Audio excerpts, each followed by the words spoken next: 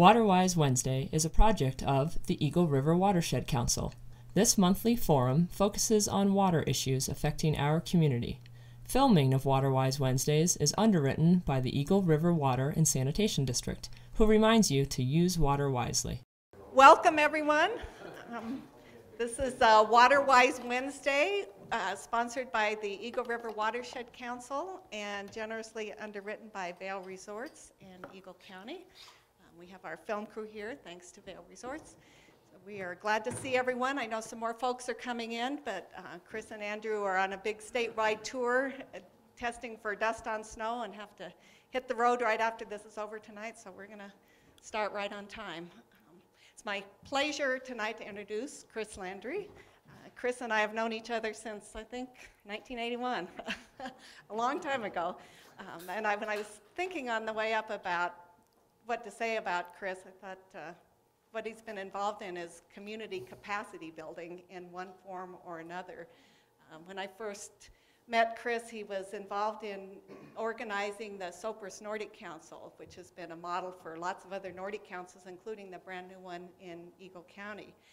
He was instrumental in the land trust and conservation easements in the Roaring Fork Valley, which I know the Eagle Valley Land Trust looks to try and grow up and be like those folks over there.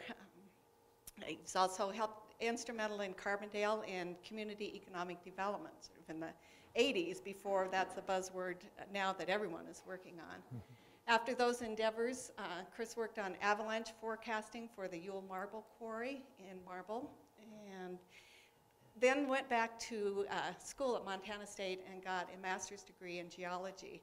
So now he's doing capacity building on sort of an international level, having to do with dust on snow, having to do with snow and avalanche studies.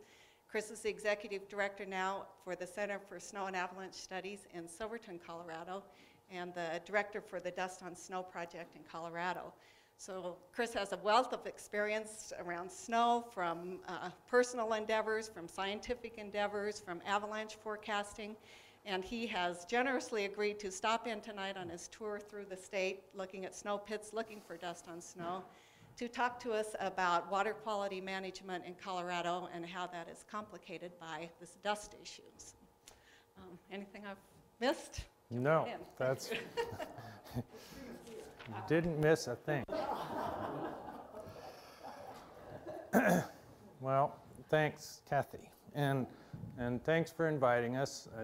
I didn't want that to sound like we were sort of, oh, well, we'll come by. I'm pleased to talk to the Eagle Valley Watershed Council as a really significant stakeholder in this very issue that of dust on snow, as a water consumer, and to some extent as a watchdog for water quality. And so I think even though this talk is geared primarily at water managers, water conservation and conservancy districts, that it will be germane to what the council is up to as well. Kathy mentioned our outfit, Center for Snow and Avalanche Studies, based in Silverton, founded in 2003. Yeah, you might want to kill as many lights as you can. It will help these slides of dust and dust effects in snow pop out a little better. Center for Snow and Avalanche Studies has a fairly elaborate array of infrastructure here at the Senator Beck Basin near Red Mountain Pass, right off the highway. And of course, Silverton is right there. We're up here somewhere. I can't quite pick it out right now. And we've just been on a statewide tour, Andrew Temple and I. Andrew's my primary field assistant, looking around the state for dust that we're pretty sure wasn't going to be there. We pretty much feel that most dust on snow events are going to travel through our neck of the woods on their way to the rest of the state. And that's really what this talk is about. is the interaction of this landscape with this landscape.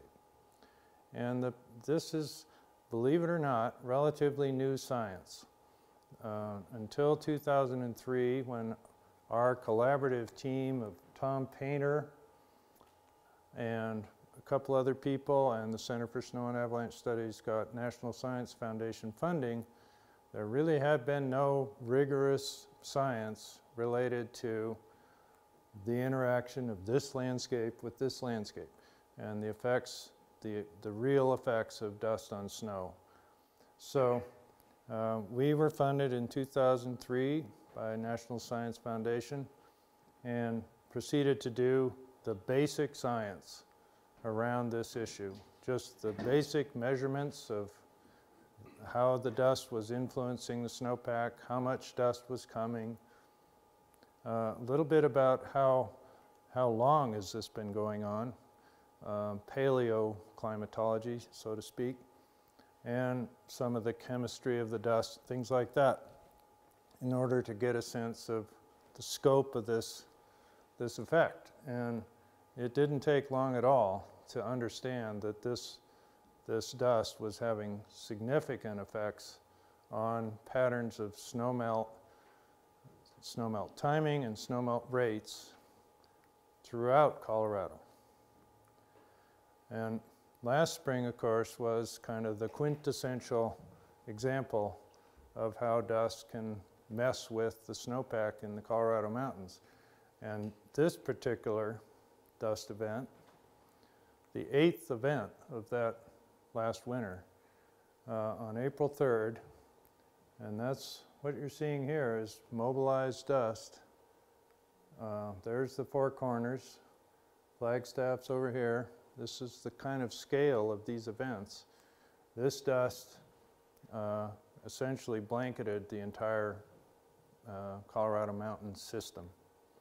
And it was one of 3 events of this magnitude that came in quick succession in late March, early April last year. And this is how it looked in Silverton that day. This photo doesn't show the most extreme reduction in visibility or even the most intense color in the sky, but you get the idea that this was really a choking event. It was not pleasant to be outdoors during this dust storm, which happened to come without additional snow related to the dust initially. All the way through the day, this was essentially a dry dust storm.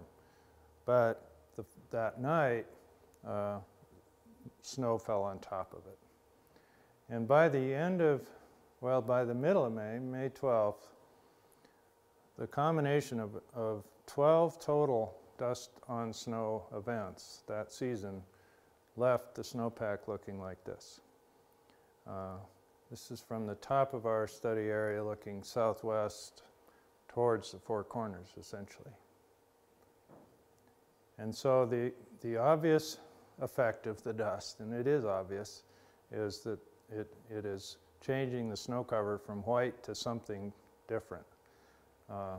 And that's the essence of what we've studied is the effect of dust on snow albedo, or the reflectivity of snow, which you all know from personal experience is snow is highly reflective.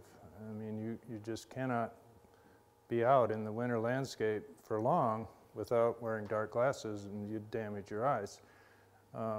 In fact, you know, snow is the most highly reflective natural surface on the earth, and is reflecting somewhere between 90 and 100% of the incoming visible light that strikes the surface. A typical pristine Colorado fresh snowfall is going to reflect somewhere on the order of 95% of the light energy that hits that surface.